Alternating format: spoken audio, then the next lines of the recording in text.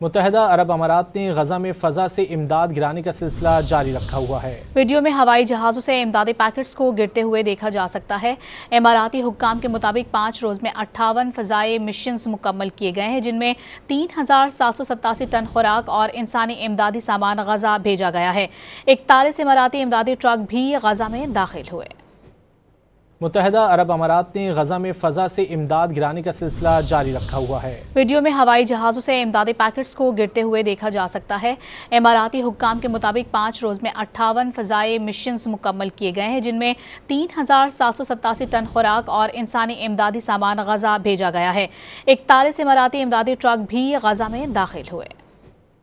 متحدہ عرب امارات نے غزہ میں فضا سے امداد گرانے کا سلسلہ جاری رکھا ہوا ہے۔ ویڈیو میں ہوائی جہازوں سے امدادی پیکٹس کو گرتے ہوئے دیکھا جا سکتا ہے۔